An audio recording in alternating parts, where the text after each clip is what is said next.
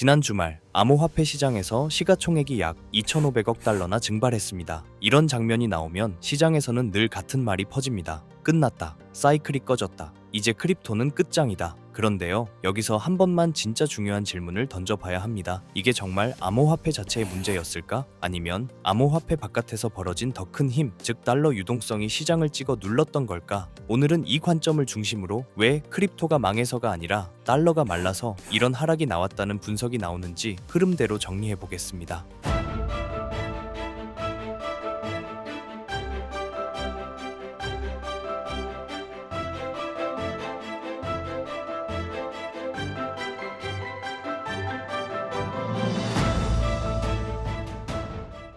이번 급락을 두고 코인텔레그래프에서는 라울팔의 분석을 소개했죠. 라울팔은 단도직입적으로 말합니다. 비트코인과 크립토 사이클이 끝났다는 서사가 퍼지고 있지만 그건 사실이 아니다. 그런데 이 말이 그냥 희망회로냐? 그게 아니라는 근거로 라울팔이 딱 하나를 짚습니다. 바로 사스, 그러니까 서비스형 소프트웨어 주식도 비트코인과 거의 같은 흐름으로 같이 밀렸다는 점이에요. 여기서 중요한 포인트는 이겁니다. 비트코인과 사스는 업종도 다르고 스토리도 다르고 참여자도 다릅니다. 그런데 둘이 동시에 비슷한 타이밍으로 같은 방향으로 움직였다?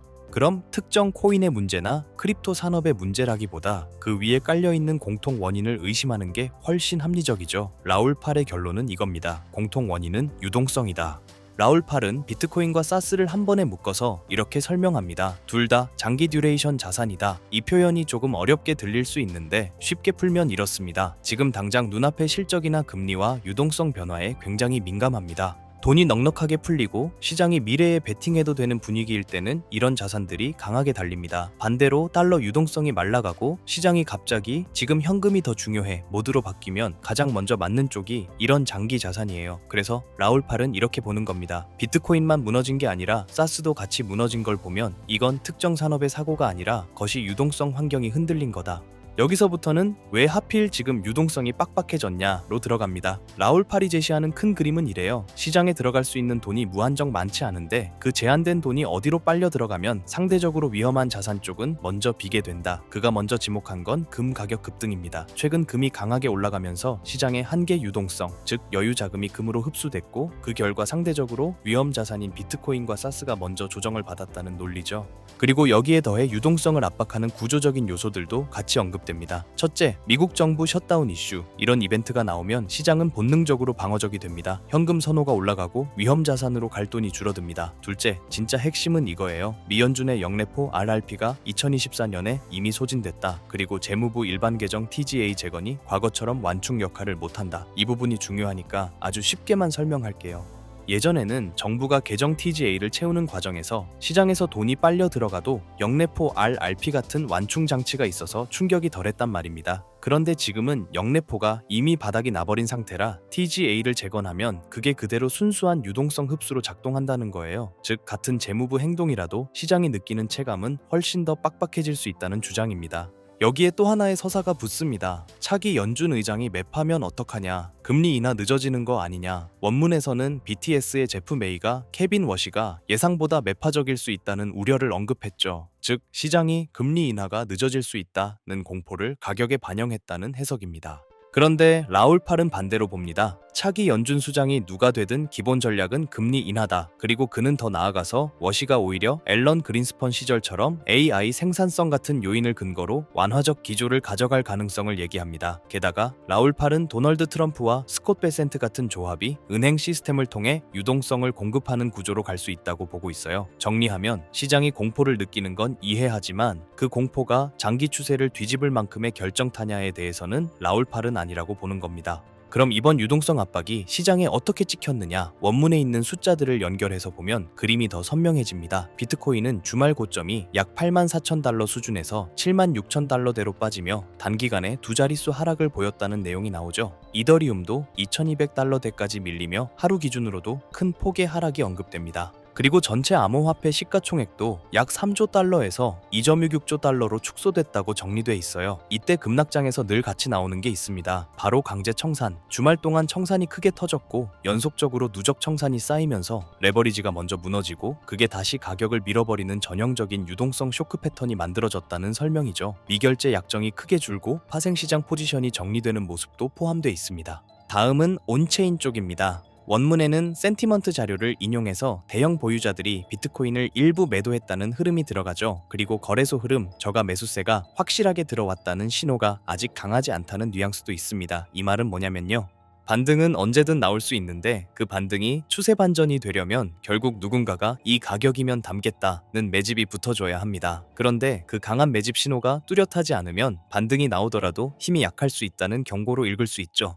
여기서 이야기가 끝나면 그럼 계속 암울한 거냐가 되는데 원문 뒤쪽에는 반대 방향의 재료도 붙어 있습니다. 바로 실시간 인플레이션 지표 쪽이죠. 트루플레이션 지표 기준으로 인플레이션이 빠르게 식는 모습이 포착됐고 그 결과 금리 인하 기대가 다시 살아날 수 있다는 흐름이에요. 그리고 달러 인덱스가 장기 지지선 아래에서 마감했다는 언급도 나오죠. 여기서 라울팔은 이런 식의 메시지를 던집니다. 모두가 달러 빚을 갚기 위해 더 약한 달러를 원한다. 그리고 약달러는 금융 여건을 완화시키고 유동성을 키우며 결국 위험 자산에 우호적으로 작동할 수 있다. 즉 단기적으로는 유동성 쇼크가 위험 자산을 때렸지만 중장기적으로는 금리 인하와 약달러 흐름이 잡히면 시장은 다시 위험 자산 쪽으로 방향을 틀 수 있다는 전망입니다. 자, 여기까지를 한 줄로 정리하면 이거예요. 이번 급락은 암호화폐가 망해서 끝난 장이 아니라 달러가 잠깐 말라서 위험 자산이 먼저 맞은 장일 수 있다. 그래서 라울팔은 말합니다. 유동성 고갈 국면은 막바지에 가고 있고 2026년을 향한 강세 전망에는 변함이 없다. 물론 이게 무조건 오른다는 말은 아니죠. 핵심은 이겁니다. 우리가 지금 보고 있는 건 차트만으로 설명되는 장이 아니라 유동성의 흐름으로 설명되는 장이라는 것. 마무리로 이런 장에서 중요한 체크 포인트는 딱 몇 개로 압축됩니다. 첫째, 달러 유동성의 회복 신호가 실제로 나오는지, 둘째, 금리 인하 기대가 강해지는지, 셋째, 달러 인덱스가 약세 흐름을 이어가는지, 넷째, 온체인에서 대형 매집이 다시 붙는지 이 네 가지가 동시에 맞물리면 지금의 하락은 사이클 종료가 아니라 그냥 중간에 있는 거친 유동성 구간으로 정리될 가능성이 커집니다. 지금까지의 업데이트된 내용으로 우리가 나가야 할 방향은 이겁니다. 얼마 전 트럼프 행정부가 델타포스를 투입해 베네수엘라 마두로 정권을 정역 체포로 베네수엘라 중앙은행 금고에 잠들어 있던 그리고 마두로가 은닉해둔 것으로 추정되는 약 60만 개의 비트코인과 세계 1위의 석유 매장량이라는 확실한 담보물이었을 가능성이 매우 높습니다. 그린란드도 마찬가지입니다. 단순한 얼음 땅이 아닌 AI와 양자 컴퓨터 시대의 필수적인 히토류 그리고 데이터 센터를 시켜줄 천연 냉각 시스템이라는 에너지 인프라를 확보하기 위한 보석입니다. 최근 트럼프의 행보에서 에너지와 관련된 굵직한 이슈는 일론 머스크의 발상과 연결점이 있는데요. 최근 머스크의 인터뷰에서 이런 말을 했습니다. 미래의 화폐는 달러나 금이 아니다. 결국 전력량, 즉 에너지가 곧 화폐가 될 것이다. 지금까지의 화폐는 신용, 즉 미국 정부가 안 망한다는 믿음에 기반한 종이 쪼가리였으니 말이죠. 하지만 AI가 지배하는 세상에서 데이터 센터를 돌리고 로봇을 움직이는 건 종이 돈이 아닙니다. 전기입니다. 전기가 끊기면 AI도 금융도 비트코인도 멈춥니다. 에너지를 가진 자가 화폐를 발행하는 권력을 쥔다. 이것이 트럼프와 머스크가 꿰뚫어본 에너지 본위제의 본질이에요. 결국 이 모든 건 미국은 지금 달러라는 종이 쪼가리 패권이 저물어가는 것을 인정하고 에너지와 비트코인이라는 새로운 패권으로 갈아타기 위해 국가의 체질을 뜯어고치고 거라고 봅니다. 지금까지의 부자들을 보면 강남의 아파트, 맨해튼 빌딩 같은 부동산 RWA를 가진 사람들이었잖아요. 하지만 트럼프가 대형 투자자의 주택 매입 금지 행정명령 으로 그 문을 닫아버렸어요. 그렇다면 앞으로의 부자는 누가 될까요? 여러분 중 인생을 바꿀 만큼의 부자를 꿈꾸고 계신다면 여기서부터 제가 말씀드리는 내용이 매우 중요합니다. 지금까지 블랙록, 뱅가드 같은 월가 큰손들의 자금 주차장인 미국 주택시장을 트럼프의 행정명령으로 강제로 철거해서 나온 수천조 원의 돈은 어디로 흘러갈까요? 돈은 가만히 있으면 썩습니다. 어딘가로는 반드시 흘러가야 합니다. 부동산만큼 덩어리가 크면서도 아직 저평가된 새로운 그릇이 필요해진 시점에서 미 의회에서는 클래리티 액트에 대한 마크업 심사가 예정되어 있다는 소식입니다. 한쪽에서는 행정명령으로 구시대의 자산인 실물 부동산 매입을 막아버리고 다른 한쪽에서는 법안을 통해 신시대의 자산인 디지털 자산 시장의 문을 열었어요. 그 때문에 지금 말씀드리고 있는 에너지 인프라 RWA를 선점한 사람이 다음 세대의 부자가 될 가능성이 매우 높습니다. 머스크는 방향을 가리키고요. 트럼프는 판을 깔았습니다. 건물들이 아니라 에너지를 팔아 부동산에서 돈을 빼라. 이 메시지의 월가의 움직임을 보면 가설은 더욱 힘을 얻습니다. 최대 자산 운용사 블랙록의 레리 핑크가 바보라서 가만히 있을까요? 아닙니다. 그들은 이미 DTCC 미국의 탁결 재원과 손잡고 조용히 파이프라인을 깔고 있었을 겁니다. 최근 DTC가 발표한 스마트 나비 프로젝트와 캔톤 네트워크 테스트. 이게 전문 용어라 어렵게 느껴지시겠지만 쉽게 말해서 주식이나 부동산 같은 실물 자산을 코인으로 만들어서 기관들끼리 24시간 거래할 수 있게 만든 고속도로입니다. 이제 감이 오시죠? 결국 트럼프가 그린 큰 그림은 이겁니다. 부동산이라는 아날로그에서 돈을 빼라는 건 우리가 깔아놓은 RWA라는 디지털 고속도로 그 위로 그 돈을 태워라. 여기서 상식적으로 생각해보세요. 블랙록이나 JP 모건 같은 월가 하이에나들이 자신들의 이 경원짜리 자금 흐름을 누구나 지갑 주소만 알면 실시간으로 다 들여다볼 수 있는 퍼블릭 블록체인 위에서 굴리고 싶어 할까요? 온도나 체인링크는 기본적으로 이더리움이나 솔라나 같은 퍼블릭 체인 위에서 돌아갑니다. 블랙록이 지금 1조 원어치 샀네 하고 전 세계가 다 볼 수 있다는 뜻입니다. 기관 입장에서 이건 발가벗고 돈을 옮기는 꼴입니다. 자신들의 포지션이 노출되면 경쟁사에게 공격당하거나 선행 매매를 당할 수 있는데 미쳤다고 그 길을 주력으로 쓸까요? 그러니 냉철하게 생각해서 혹여나 정말 혹여나 유튜브 조금만 검색해도 블랙록이 묻었다 100배 간다 하며 너도 나도 추천하는 RWA 대장주를 들고 있으시다면 죄송하지만 장바구니에 온도 파이낸스나 체인링크 같은 코인들이 담겨 있다면 내려놓는 걸 권장드리겠습니다. 제 말의 본질은 기관 자금의 현금화 혹은 송금 목적으로 자금을 이동시키기 위해서는 반드시 퍼블릭 체인과 만나는 인터체인지를 거쳐야만 합니다.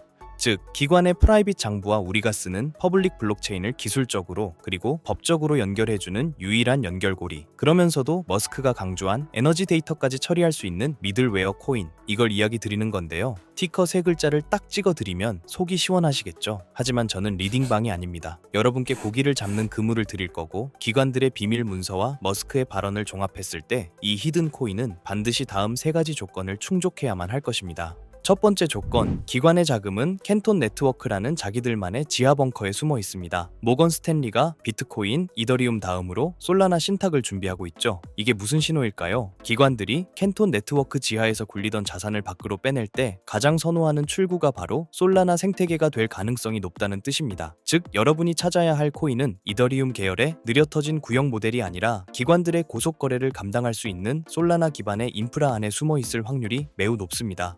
두 번째 조건, 머스크의 영수증이어야 합니다. 이게 진짜 핵심입니다. 머스크는 화폐는 전력이라고 했습니다. 그렇다면 미래의 RWA는 빌딩을 쪼개는 게 아닙니다. 발전소에서 생산된 전력, 데이터 센터의 컴퓨팅 파워. 이 무형의 에너지를 실시간으로 블록체인에 기록하고 토큰으로 바꿔주는 기술. 전문 용어로 디핀, 즉 탈중앙화 물리 인프라라고 하죠. 단순히 금융만 연결하는 게 아니라 에너지 데이터를 처리할 수 있는 오라클 기능이 탑재되어 있어야 합니다. 세 번째 조건, 규제 준수 딱지가 붙어 있는가입니다. 클래리티 액트, 이름부터가 명확성입니다. 익명성 뒤에 숨어서 자금 세탁이나 하는 코인들은 퇴출될 위험이 큽니다. 반대로 디지털 신원 인증 기능이 내장되어 있어서 이 돈은 마약 자금이 아니라 삼성전자가 보낸 돈입니다. 라고 꼬리표를 붙여줄 수 있는 화이트리스트 코인. 기관들은 오직 이런 코인만 파트너로 인정할 것입니다.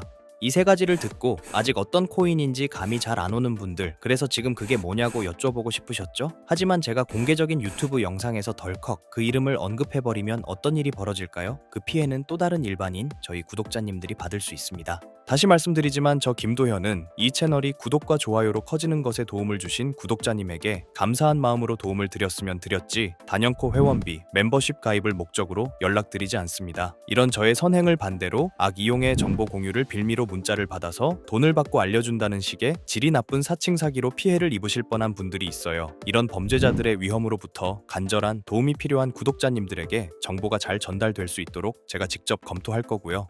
지금 말씀드린 히든 코인의 정보 받으신다고 무작정 담아야 하는 거 아닙니다. 시간이 지나 지금의 가격의 2배, 아니 단기로 10%만이라도 변동되어도 그때 사둘 걸 하실 겁니다. 저는 확실한 목표가를 두고 지금 가격에서 40배 이상의 전망을 보고 있습니다. 100만 원이 4천만 원, 300만 원이 1억 원 이상이 될 큰 파동을 여러분들은 관점과 목표가 없이 가지고 있을 수 있을까요? 제 개인 번호입니다. 이 번호로 전기라고 보내주시길 바랍니다. 제가 꼼꼼히 확인 후 한 분씩 놓치지 않고 꼭 공유드리도록 하겠습니다. 물론 투자의 최종 판단과 책임은 여러분 각자의 몫입니다. 알려드린다고 강제적으로 진행하라는 뜻이 절대 아니란 거예요. 세상에 무조건 오르는 코인은 없으니까요. 하지만 남들보다 한 발 앞서서 제가 분석한 기관과 캔톤 네트워크의 연결고리에 대한 구체적인 근거와 관점을 미리 참고해보고 싶으신 분들이라면 이야기가 다릅니다. 정말 진지하게 공부하고 대응하실 의지가 있는 구독자분들에게만 공유해드리고 싶습니다.